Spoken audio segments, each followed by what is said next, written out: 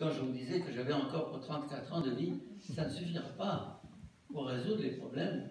C'est énorme. énorme. En d'autres termes, nous allons affronter à une société qui a tous les problèmes du monde. Bref, mais revenons à la famille. Donc, les femmes au travail, c'est fini, c'est courant, c'est accepté. Hein? On ne peut pas vivre avec un seul salaire. Et donc, les femmes sortent. Alors, pour les protéger, on a inventé alors le voile. Le voile qui n'a pas existé pendant des siècles dans notre société est revenu dans les années 70, ou 80 plutôt. 70 avec Sadat qui a islamisé la société. J'ai une petite vidéoclip de Nasser rigolant face à 1 million d'Égyptiens sur la grande place du Caire en leur disant « Imaginez, ils veulent que je voie mes filles. Oh, oh, oh. » Et toute la foule éclate de rire et d'applaudissements. Donc, dans les années 70, en 70 il est mort, 60 disons, il était inimaginable qu'on puisse voiler les filles. Inimaginable.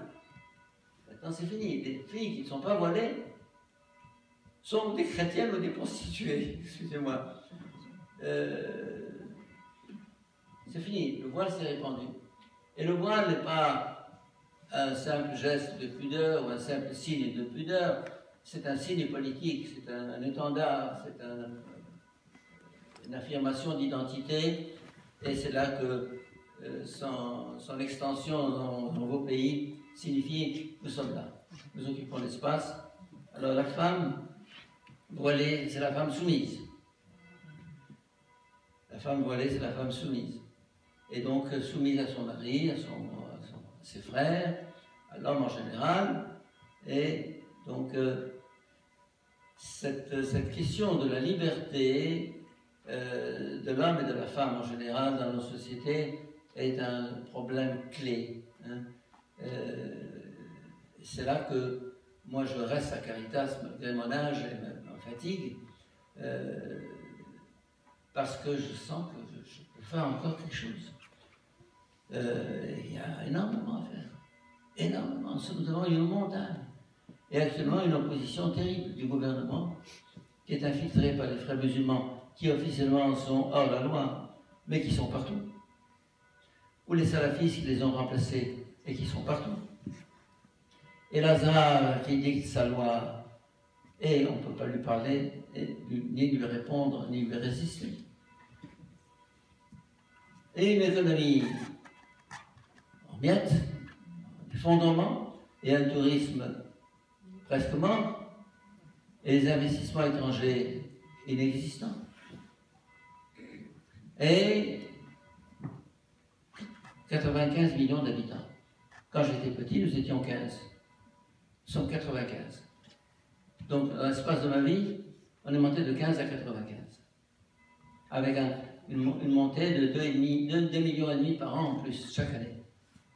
À nourrir, à loger, à éduquer, etc. Des défis colossaux. Mais ceci aussi tient au fait que dans la famille, la femme comme l'homme n'ont souvent d'autres satisfactions que la relation sexuelle, et on fait des enfants parce que pas de choses à faire, si vous voulez.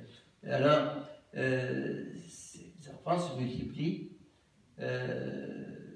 parce qu'il y a aussi ce droit à la jouissance, et que l'homme peut, pour lui, une femme, c'est un objet sexuel plus qu'une compagne. C'est là la différence, si vous voulez, entre le christianisme et l'islam. Est-ce qu'on parle de comparaison entre christianisme et islam? J'ai ici, par exemple, un texte du Coran. Vos femmes sont pour vous comme un champ de labour. Allez à votre champ comme vous voudrez. Verset 223 de la sourate, je sais plus lequel. Bon. Et il y a d'autres versets qui, comment dire, admettent et cautionnent l'infériorité de la femme par rapport à l'homme, bien qu'il y ait des versets qui lui donnent des droits, par exemple dans l'héritage, par exemple dans le droit de posséder. Il y a séparation de biens en islam. La femme garde son droit sur l'argent de sa famille. Et ce qui est une arme importante pour la femme. Donc il ne faut pas noircir le tableau complètement. Il faut maintenir quand même qu'il y a certaines choses qui sont bonnes et qui maintiennent, qui font que la femme n'est pas toujours au pied de son mari écrasée. Mais il reste que la relation est inégale. Il y a une relation de suggestion. C'est évident. Ensuite, puisqu'on parle de famille, la procréation est très importante. On se marie pour procréer. On se marie pour faire des enfants. C'est un peu l'ancienne conception de l'Église catholique aussi, autrefois. Hein? Il fallait que la femme fasse le maximum d'enfants. Sinon, la relation conjugale n'était pas bénie, n'était pas acceptée, n'était pas licite. Hein? Bon, ça a changé depuis 50 ans, mais il reste que pendant des siècles, la procréation a été le premier but du mariage. Ensuite, on a inversé. L'amour mutuel. Bon.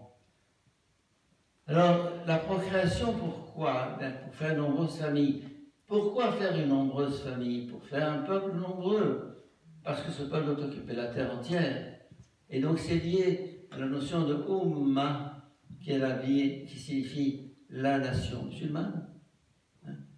Et c'est là que je signale, pour ceux qui ne le savent pas, que la France n'existe pas, l'Égypte n'existe pas, la Tunisie n'existe pas. Tous ces pays, c'est des créations occidentales. Il n'y a qu'une nation, c'est la nation musulmane. Un point, c'est tout. Alors, il y a le monde est divisé en deux. La demeure de l'islam et la demeure de la guerre, Dar al-Islam ou Dar al-Harb. Donc, tout ce qui n'est pas musulman, et je dirais, c'est l'ennemi déclaré qu'il faut attaquer, et qu'il faut exploiter, qu'il faut dominer.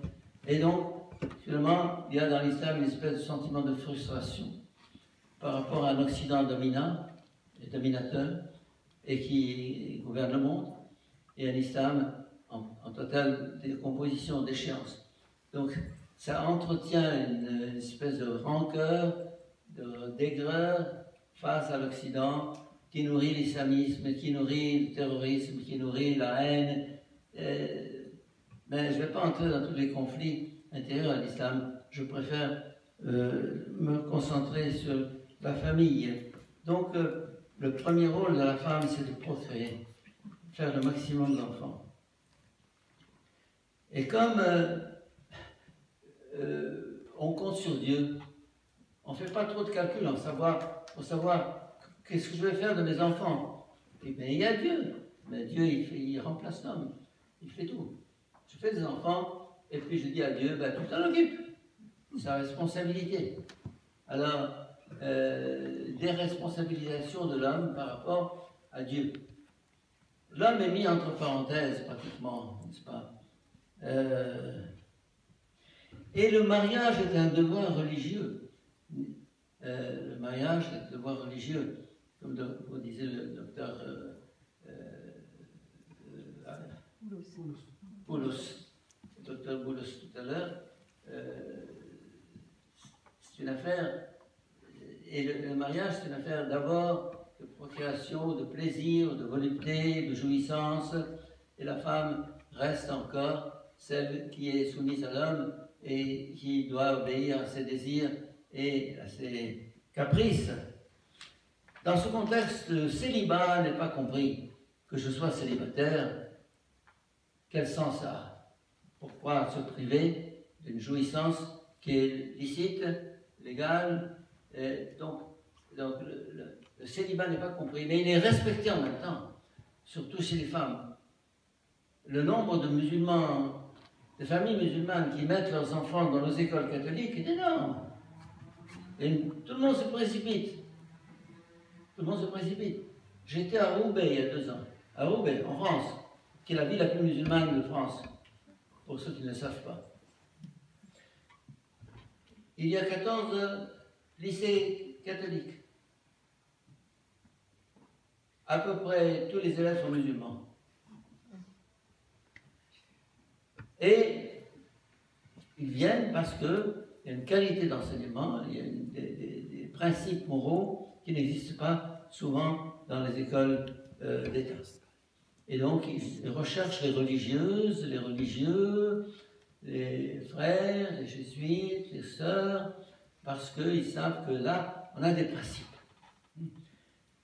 Alors, je vais conclure, bien que j'ai des quantités de choses à dire, mais je pense que le problème de la famille et de l'amour se pose en termes de valeurs. Au-delà, j'ai plusieurs livres sur l'amour et la sexualité, l'amour et le sacré, célibat et consécration, chasteté et consécration, etc. J'ai beaucoup travaillé la question de l'amour, de la sexualité, du corps, etc. J'ai beaucoup écrit là-dessus, j'ai beaucoup parlé là-dessus, parce que je pense qu'il faut dépasser la conception morale et moralisante de l'amour et de la sexualité pour voir qu'est-ce que ça veut dire. C'est quoi l'amour? C'est quoi la sexualité? Depuis 30 ans, je fais des cours aux fiancés en Égypte, au Caire. Il y a 6 mois obligatoires de formation avant le mariage. L'Église demande aux fiancés de suivre des cours, sinon ils ne se marient pas à l'Église. C'est comme ça. Hein? Et ils viennent, j'ai 50, 60 couples qui sont là, et je leur dis, écoutez, ne me parlez pas de permis et défendu, licite ou illicite, péché ou pas péché. Qu'est-ce que l'amour? Qu'est-ce que la sexualité? Qu'est-ce que le péché?